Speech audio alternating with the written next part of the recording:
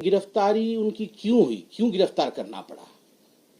Liquor scam, शराब घोटाला। ये शराब घोटाला दिल्ली का क्या घोटाला है, कब शुरू होता है, इसकी टाइमलाइन और जिसे हम कहते हैं क्रोनोलॉजी क्या है? नवंबर 2021 में अरविंद केजरीवाल अनाउंस करते हैं कि हम एक न्यू एक्साइज पॉलिसी अर्थात दिल्ली में एक नया शराब नीति लेकर आएंगे, आबकर नीति लेकर आएंगे, एक्साइज पॉलिसी, जिससे कि जो दिल्ली की एक्सचेकर है, दिल्ली का जो खजाना है, वो करोड़ों रुपए से लबालब हो जाएगा, भर जाएगा और दिल्ली को बहुत लाभ होगा।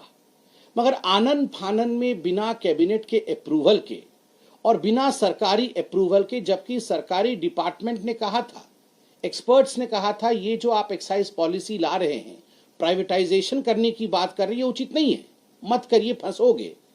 ये सब कुछ ताक में रख करके फिर भी नवंबर 2021 में नई एक्साइज पॉलिसी आती है। जुलाई 2022 में दिल्ली के जो चीफ सेक्रेटरी थे, उन्होंने बड़े स्पष्ट रूप से कहा कि ये नई आबकार नीति जो आई है, इसमें कहीं ना कहीं गड़बड़ी है, इसकी जांच होनी चाहिए।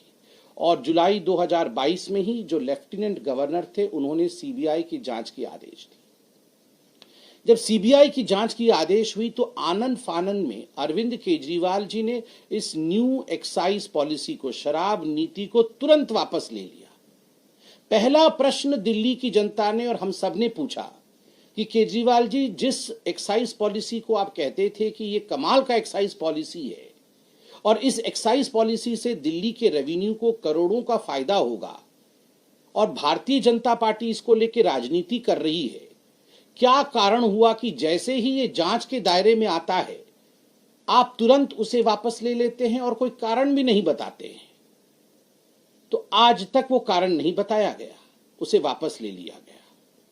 19 अगस्त 2022 को आप याद करिए, पहला सीबीआई रेड होता है मनीष सिसोदिया डिप्टी सीएम के घर में और 22 अगस्त 2022 को ईडी फाइल करती है केस मनी लॉन्ड्रिंग केस में कि बहुत बड़ा घोटाला हुआ है, मनी लॉन्ड्रिंग हुई है, पैसे इकट्ठे किए गए हैं गैर कानूनी तरीके से। कैसे? कार्टेलाइजेशन अलाउ किया गया है। ये शराब कंपनियों का जो एक जत्था बनाया गया है, जो आपस में एक दूसरे को कैसे फायदा पहुंचा सकते हैं, इसके लिए एक्साइज पॉलिसी में प्रावधान किया गया। एक्साइज पॉलिसी पहले इन शराब कंपनी जो कि अरविंद केजरीवाल जी के मित्र हैं, अरविंद केजरीवाल जी के दोस्त हैं, उनको पहले लीक कर दी गई, फिर उसको ट्वीक किया गया, उसमें बदलाव लाया गया ताकि शराब कंपनी अपने मन मुताबिक इन कानूनों में बदलाव ला सके। जो ब्लैक लिस्टेड कंपनी होती है, उनके लिए कानून में प्रावधान है कि वो इस टेंडरिंग प्रोसेस में अप्लाई नहीं कर सकते हैं। मगर बड़ा दुखद और आश्चर्यजनक विषय है कि न केवल उन्होंने अप्लाई किया, अपितु उन्हें इस पूरे ठेके में शामिल किया गया। केवल इतना ही नहीं, आपको जान के आश्चर्य होगा कि ये हर कोई जानता है, वैसे आश्चर्य आजकल होता नहीं है अरविंद केजरीवाल और भ्रष्टाचार के विषय में सुनने से, जो कमीशन इन शराब ठेकेदारों का बढ़ाया गया।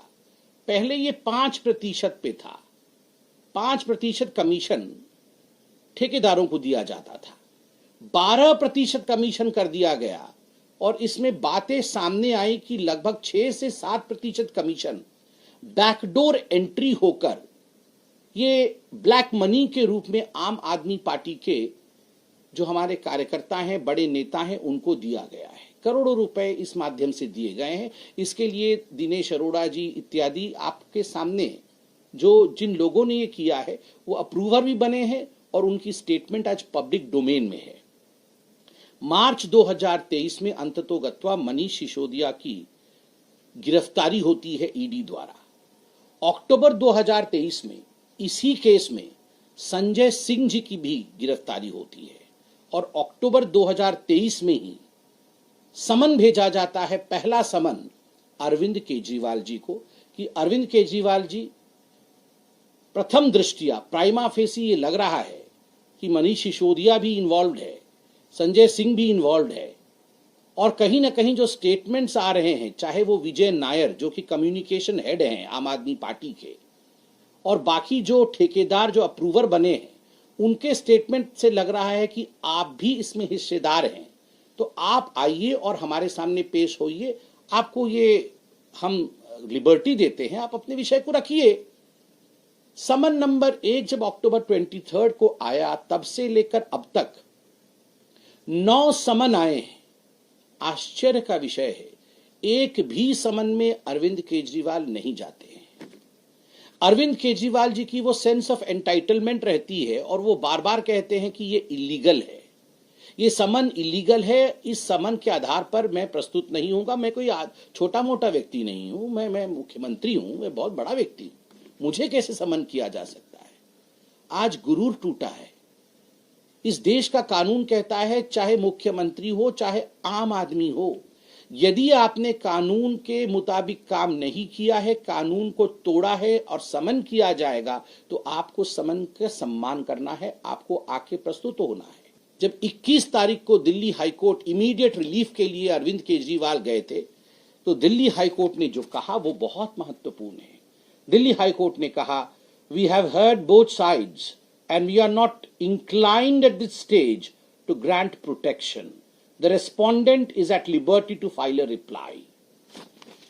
प्रोटेक्शन के लिए मुझे गिरफ्तार न किया जाए, मैं खास हूं, मैं आम नहीं हूं, मैं गिरफ्तार नहीं हो सकता हूं। जब इस विषय को लेकर अरविंद केजरीवाल दिल्ली हाईकोर्ट गए, दिल्ली हाईकोर्ट ने स्पष्ट शब्दों में कह दिया, हम आपको प्रोटेक्शन नहीं दे सकते हैं। और तथ्यों को देखने के बाद कहा, जब देश की अदालत कहती है कि तथ्यों में फैक्ट्स है, फैक्ट्स तथ्य एक ही होते हैं, कागजों में फैक्ट्स है, तथ्य है, जो भी सबमिशन ईडी ने किया है उसको देखने के बाद तो आपको प्रोटेक्शन नहीं दिया जा सकता है। उसका अर्थ क्या होता है? उसका अर्थ होता है, अरविंद केजरीवाल जी, आपने प्रथम दृष्टया गलती की है, और अगर गलती की है तो देश का कानून जो मेरे लिए है, जो मेरे पत्रकार बंधु सामने बैठे हैं उनके लिए है, और जो व्यूअर्स हमें देख रहे हैं उनके लिए है, आम आदमी के लिए जो कानून है वही कानून